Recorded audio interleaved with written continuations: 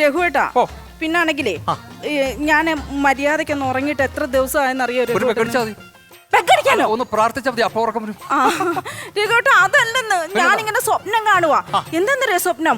ഒരു പാമ്പ് ഇങ്ങനെ ചീറി ഇങ്ങനെ വന്നിട്ട് എന്നെ കൊത്താനായിട്ട് ഇങ്ങ് വരിക. പാമ്പ് പാമ്പ് അതാണ് സ്വപ്നത്തിൽ? അതാണ് സ്വപ്നം. പാമ്പിന്റെ സ്വപ്നം കാണുന്നു? പാമ്പിന്റെ സ്വപ്നം കാണുന്നു. ഞാൻ ബുക്ക് പേപ്പർ കൊടുത്താൽ പിന്നെ അല്ലാതെ ഒരു കാര്യം കേട്ടാ. എന്താ ഇത് എടുത്തേ? എന്നാ പിടിച്ചോ, എവിടെ പിടിച്ചോട്ടോ. ഇതെന്താ എഴുതിയേക്കുന്നേ? എന്താണ്? വല്ല മരുന്നല്ലാണോ? മരുന്നല്ല, വാവാ സുരേഷിന്റെ നമ്പറാണ്. സ്വപ്നം കാണുമ്പോ അപ്പൊ വാവാ സുരേഷിനെ വിളിച്ചാൽ മതി, പാമ്പിനെ പിടിച്ചോളൂ. ഇതിന് ഭേദം ആ പാമ്പ് എന്നെ കൊത്തി കൊല്ലുന്നായിരുന്നു. മുത്തേ ഒരു ഉമ്മൻ തരുവാ? വേണ്ട, എനിക്ക് നാണാ. പ്ലീസ് ഒരു ഉമ്മൻ താ. എനിക്ക് നാണാ. താമത്തെ തരില്ല. താമത്തെ ഇല്ല, തരില്ല. താമത്തെ ചോദിച്ചല്ലേ പ്ലീസ്. എനിക്ക് നാണോ? ഞാൻ വേണമെങ്കിൽ രഘുവേട്ടൻ്റെ ഒരു ഉമ്മ തരാം. അനാവശ്യപ്പെടരുത്. ഉമ്മൻ തരുവാ? ഞാൻ അത്രയ്ക്ക് വൃത്തികെട്ടവനല്ല.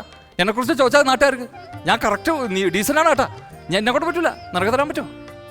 ഒരു ഉമ്മൻ തരുവാ? ഞാൻ പറഞ്ഞില്ലേ എനിക്ക് നാണമാന്ന്. നീ പറ, ഒരു ഉമ്മൻ തരുവാ പറ. രഘുവേട്ടൻ കണ്ണടച്ച് നിൽക്കുകയാണെങ്കിൽ ഞാൻ തരാം. ഈ ജന്മത്തിൽ നടക്കൂല. എന്റെ ഈ ഉണ്ടക്കണ്ണ അടയത്തില്ല, അങ്ങനെ തന്നെ ഇരിക്കും. തരുവാ? കൈപ്പൊത്താ? കൈപ്പൊത്ത് കുഴപ്പമില്ലല്ലോ. ഇല്ല. എന്നാ ഒരു ഉമ്മൻ തരുവാ? താടി തരാൻ പോവാ. തരാൻ പോവാ. തരും. തരും.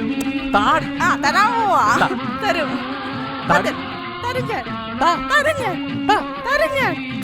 താടി ഈ പങ്കായത്തിനൊരു താങ്ങ് വെച്ചായിരുന്നു ഞാൻ. താടി താടിയല്ല, മുത്തിന്റെ ഡാഡി.